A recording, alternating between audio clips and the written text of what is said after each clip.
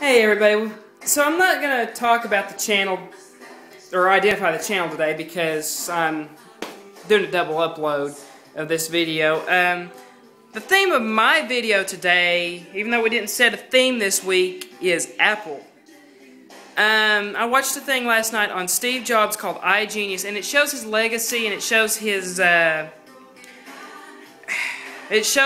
legacy basically. I mean, his legacy is Apple, and it's his products. You see them everywhere. You see people have iPods, iPads. You see people with MacBooks. You go to somebody's house, you see they have a Mac desktop. You see, you just see that Apple's a very out there company. And Steve Jobs had a vision. His vision was not just to create a product. It was to create a product that everybody would want. One person buy it, and then that person sitting next to him on the bus or on the train or the neighbor or someone, the next person to see it would be like, I want that. And he did that. My first Apple product is this little thing right here. This is a second generation iPod Shuffle. Very small. It's a 1 gigabyte, 240 songs depending on the length of the song and the size of the song. Why I winked there, I don't know. But I have 213 songs on it right now, and I found this just a few days ago in a drawer. And I'm going to hold this up just a little bit further. In a drawer, and I thought, if this still works, I'm going to fall in love with Apple, period. And last night I synced it, I charged it.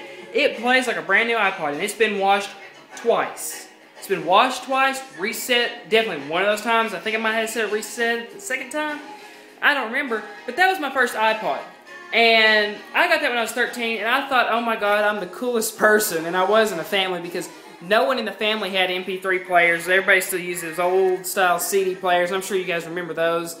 And I thought, wow, this is amazing. And it was, for such a small little device, and it was never in the way because Steve Jobs came up with this idea. The original iPod Shuffle was a longer, about like a USB flash drive, and that's exactly what it was in a sense. And it coined the name the gum stick, either gum stick or gum pack, either way, same thing, because of its length. It was about 3 inches long probably, and the very end of it had a cap, and underneath that cap was the iPod's USB adapter. Whereas this one, the USB adapter plugs into the earphone jack, and this particular one has the clip on it, and it fits, if I can get it to fit, it fits just as supposed to fit just perfectly somewhere like that. I had a little trouble there, but that little pocket's a little thicker to get through. And it and the current generation share the same body, but the current generation is I believe they say it chromatic, because it's the shiny one. And I'm going to try and finish this video so that way I can answer my mother, because she's annoying me. So my second iPod, 8 gigabyte iPod Nano. I have a thing for the blue.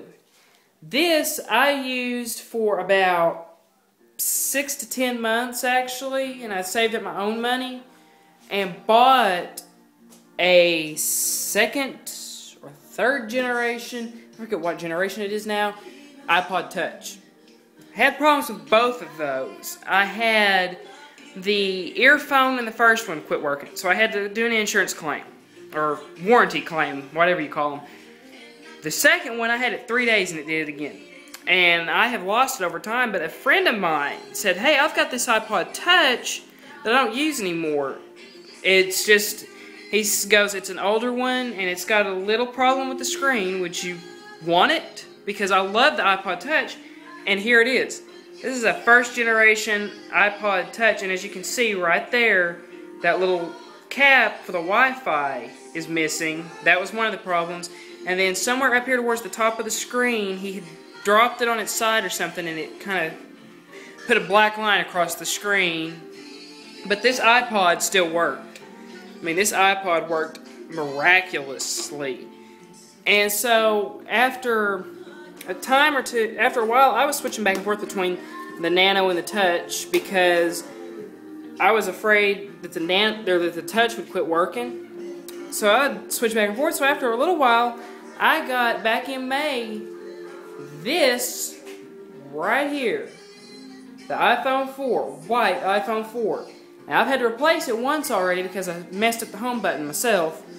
But I love the iPhone. The iPhone is basically my computer. I do not get on Facebook, Twitter, YouTube hardly anymore on the computer. I can do everything on here. And, I mean, it's just amazing what you can do with this thing.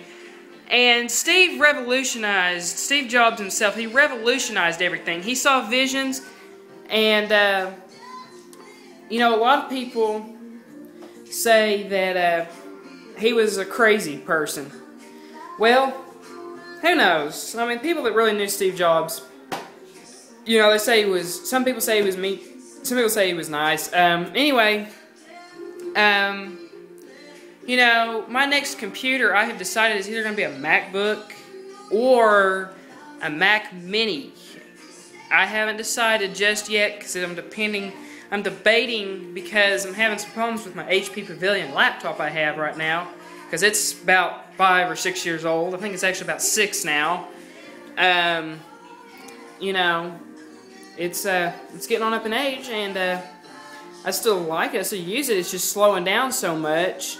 But you know, Steve Jobs himself, he revolutionized the computer. He revolutionized the MP3 player. He didn't invent them. No, he didn't invent portable music devices and portable computers. He just brought out a new era in them, and he brought out something that he liked to call a perfect era in a sense. He would, if somebody brought a design that didn't work or something that didn't work, he said, no, go back and fix it. Go back and fix it. You know, he wanted everything to be just right. He wanted to give people a product that he figured and he knew they wanted before they knew they wanted. And his method of testing, you know, was basically, let's put these products in a store. Let's bring in people with kids. Let their kids mess with these. And you'll know within 10 seconds if the product's going to be a hit or not. Because you know how kids are with technology. I mean, come on. Every kid, I see kids, my little nieces, and actually my nephew, who's just over a year old, can get my sister-in-law's iPhone, slide it open, use it, play games, text. They can do everything on that. Well, the 1-year-old really, the 1 year and a half-year-old, you know, he can't really text, but she bought some games, and there's a couple that he really likes, and he's kind of figured out how to play these games. So he can get on there and play these games, and you know, it's just kind of, it's amazing what these kids can do with this stuff. And, you know, I mean, I'm satisfied with Apple, and before this video runs out, because my mother keeps texting me, you know, Steve Jobs had a vision and he brought it around, and he did, and I know this wasn't a theme week thing, but this was my theme for the day. So, in the words of Steve Jobs, stay hungry and stay focused, because, you know, you'll figure something out, and who knows, you might actually be the next Steve Jobs, and you may come out with another product to revolutionize everything. So, I guess that's it for this video. Y'all, thanks for watching. Comment, like, subscribe, and talk about your favorite Apple product. You know, just talk about your fondest product you have. And we'll see you next time. Bye, y'all.